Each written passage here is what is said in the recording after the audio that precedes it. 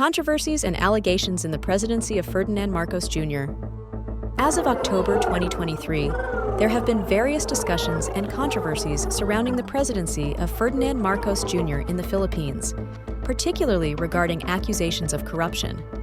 While it is essential to recognize that these allegations can stem from various political and social contexts, understanding the nature of these charges requires a thorough examination of the political landscape and governance since he took office in June 2022. One primary area of concern has been related to the handling of government contracts and the disbursement of public funds, particularly in light of the COVID-19 pandemic recovery efforts.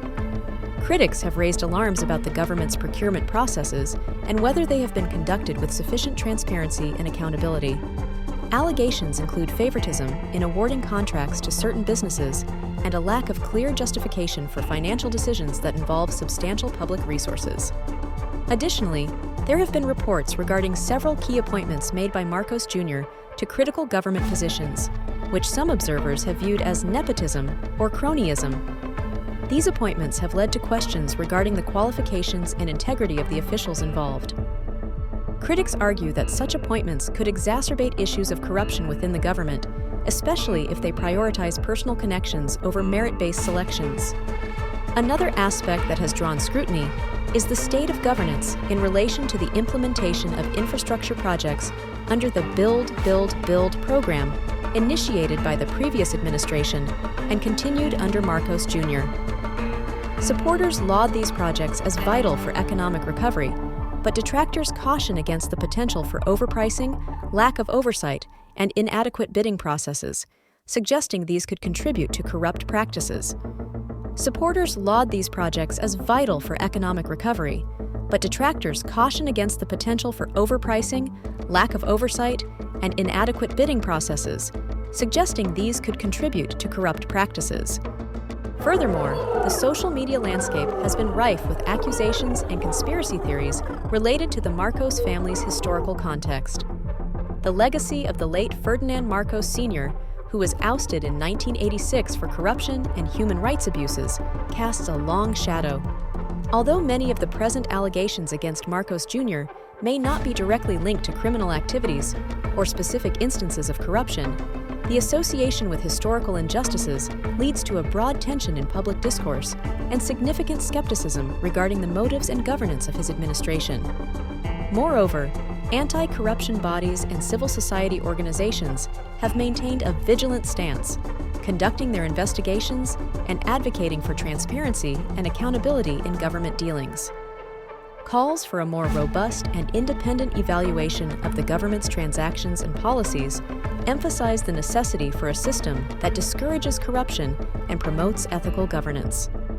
In summary, while President Ferdinand Marcos Jr. has faced various allegations of corruption during his administration, the complexity of the Philippine political milieu and the historical associations of the Marcos family complicate these accusations. The situation remains dynamic, with ongoing debates highlighted by differing perspectives among supporters who commend his administration's initiatives and detractors who are wary of potential corruption and lack of transparency. It is crucial for citizens to stay informed and engaged, advocating for accountability and ethical governance, as these discussions continue to evolve in the Philippines' democratic landscape. Central bank's bold moves in H1 2024. In early 2024, some central banks shocked markets with massive gold sales. Bangko Sentral NG Pilipinas led by offloading 24.9 tons. How did this impact their reserves? BSP's decision cut their gold reserves by 15.69%, hitting 134.06 tons. This proactive strategy aimed to capitalize on soaring market prices for additional revenue. Thailand was another significant player, selling 9.64 tons. These moves signal a shift in how central banks manage precious metal assets amidst economic fluctuations. The gold market is evolving, and these actions showcase strategic shifts. Stay ahead in economic analysis by diving into these trends. Like, subscribe, and join our community for more insights into central bank strategies and market impacts. Gold sales and legal controversies in the Philippines. The Bangko Sentral NG Pilipinas, BSP, on Tuesday, confirmed that it sold gold during the first half of the year, following a report that said the country's central bank was the largest seller of the precious metal during the period. The BSP said this was part of its active management strategy of the country's gold reserves, which form part of the country's gross international reserves, GIR. International brokerage tracking website bestbrokers.com earlier showed data from the World Gold Council, which said that the Philippines sold 24.95 tons of gold in the first half of the year, making the country the largest seller of gold during the period. The BSP, however, did not comment on the almost 25-ton figure cited in the report. According to bestbrokers.com, the gold sales reduced the Philippine gold reserves from 159.05 tons at the end of 2023 to 134.06 tons at the end of the first half of 2024. The scene highlights the impact of these sales on the Philippines' economy and the ongoing legal challenges faced by Ferdinand Bongbong Marcos Jr. In September 2020, then BSP Governor Benjamin Diokno said the central bank would take advantage of the gold rush as prices of the precious metal reached $1,900 per ounce from just $1,400 earlier in the year. Gold is generally seen as a safe haven asset, which means it retains its value amid economic uncertainties and fluctuations in the foreign exchange. During times of uncertainty, it also appreciates in value. Gold prices are currently trading around $2,600 per ounce on the world market. The BSP took advantage of the higher prices of gold in the market and generated additional income without compromising the primary objectives for holding gold, which are insurance and safety, the central bank said in the statement issued Tuesday. According to the website of the World Gold Council, the Philippines is the third largest producer of gold in Asia, behind China and Indonesia. In 2023, the Philippines produced 40.8 tons of gold. In 2019, the Philippines passed a law exempting small-scale gold miners from taxation if they sell gold to the BSP. The new law also covered small-scale miners who sell gold to accredited traders for the eventual disposal to the central bank. Before this, the BSP had been trying to woo small-scale miners to sell their gold to them instead of the black market to build up the country's foreign exchange reserves. The BSP said that amid the gold sales, the country's GIR has remained robust, with the end August 2024 figure rising to $107.9 billion from $103.8 billion as of end December 2023. At this level, the country has enough reserves for 7.8 months' worth of imports of goods and payments of services and primary income. It also represents about 6.0 times the country's short-term external debt based on original maturity and 3.8 times based on residual maturity, the BSP said. Marcos Jr. continues to evade $353 million contempt judgment of U.S. court. January 13, 2022, 2:45 p.m. PHT. Lianbuan. Bongbong Marcos and Mother Imelda settled with the Philippine government in 1992 and 1993, dividing their assets so they could be exonerated. But U.S. courts maintain these violate a standing injunction. Presidential aspirant Ferdinand Bongbong Marcos Jr. is yet to face a contempt judgment issued by a United States court in 1995 in connection with a human rights class suit against his late dictator father, documents obtained by Rappler show. The amount involved for continuous contempt already reached $353 million in 2011. Records from the United States District Court and Court of Appeals show that Marcos is being held in contempt for contumacious conduct causing direct harm to a class of human rights victims. Based on the exchange rate on Thursday, January 13th, the $353 million is already equivalent to about $18 billion. The contempt judgment specifically names Bongbong and his mother Imelda as representative of the late dictator's estate. The patriarch died in exile in Hawaii in 1989. His remains were brought home to Batak, Ilocos Norte, in September 1993. Despite protests, President Rodrigo Duterte granted him a hero's burial in November 2016, armed with a decision from the Supreme Court that favored the move. The judgment is entered personally against Imelda R. Marcos and Ferdinand R. Marcos.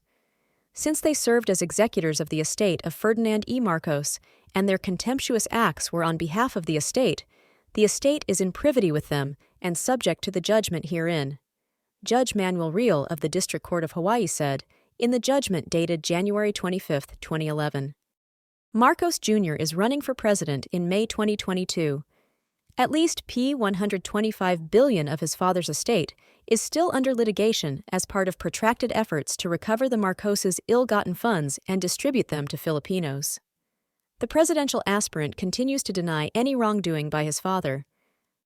Even the tax of this estate is in dispute and cited by petitioners challenging Marcos' candidacy before the Commission on Elections, COMELEC. The petition of civic leaders, now up for resolution, says, the failure of the Marcos family to pay the estate taxes is to the detriment of the Filipino people, as it represents once again a Ferdinand Marcos. But this time his junior, depriving the country and its people of money properly belonging to them. If Bongbong Marcos becomes president and goes to the U.S., it would trigger moves to enforce the judgment, even a request for a subpoena to face the court and explain, according to Robert Swift, the American lawyer working to recover assets to distribute to martial law victims. The same goes for Imelda. If they still refuse to pay or snub a subpoena while in the U.S., the U.S. court could hold them in criminal contempt and imprison them until they purge their contempt by answering questions about their assets, Swift told Rappler in an email Thursday. On November 20, 1991, the U.S. District Court of Hawaii issued a preliminary injunction barring the family from touching their U.S. assets. The court entered a permanent injunction on February 3, 1995, as part of the final judgment in the class action, court records said. Despite this, Imelda and Bongbong entered into 2 agreements with the Philippine government in June 1992 to split and divide with the Republic all assets belonging to the estate of Ferdinand E. Marcos. Artworks in the United States were sold, and proceeds were divided between Imelda and the Philippine government. Imelda and Bongbong entered into 2 additional agreements in December 1993, details of which were discovered by the American attorneys of the human rights victims only because they were disclosed in a Philippine court filing. Imelda and Bongbong entered into 2 additional agreements in December 1993, details of which were discovered by the American attorneys of the human rights victims only because they were disclosed in a Philippine court filing. Imelda and Bongbong entered into 2 additional agreements in December 1993, details of which were discovered by the American attorneys of the human rights victims only because they were disclosed in a Philippine court filing. The 1993 agreements, the U.S. court noted in its 1995 decision, delineate with more specificity how the estate's assets are to be divided with the Republic of the Philippines and provide that the wife and children of Ferdinand E. Marcos are to receive 25% of the estate's assets, tax-free together with the dismissal of all criminal charges against them. 2 agreements were used instead of 1 in an apparent subterfuge to gain control over more than $365 million located in Switzerland, said the court. 2 agreements were used instead of 1 in an apparent subterfuge to gain control over more than $365 million located in Switzerland, said the court. 2 agreements were used instead of 1 in an apparent subterfuge to gain control over more than $365 million located in Switzerland, said the court. The agreements were held in violation of the U.S. court's injunction on the assets. Part of the 1995 judgment says Imelda and Bongbong must pay, renounce their settlements, deposit to the court the proceeds from the artwork sale, and pay a fine of $100,000 per day to coerce them into complying. The Marcoses appealed the decision to the U.S. Court of Appeals, arguing that the sanctions were coercive and unenforceable. The Marcoses appealed the decision to the U.S. Court of Appeals, arguing that the sanctions were coercive and unenforceable. The Marcoses appealed the decision to the U.S. Court of Appeals, arguing that the sanctions were coercive and unenforceable. Affirming the contempt judgment, the U.S. Court of Appeals in 2012 said, even if Marcos is correct that the contempt sanction was coercive, it was also clearly compensatory.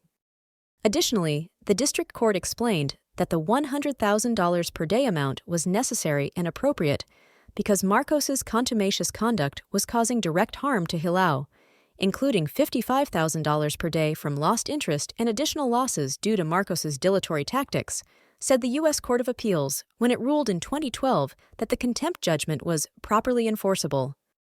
A Hawaii court had also awarded human rights victims $2 billion in damages, but the Philippine Court of Appeals in 2017 junked the enforcement petition based on lack of jurisdiction.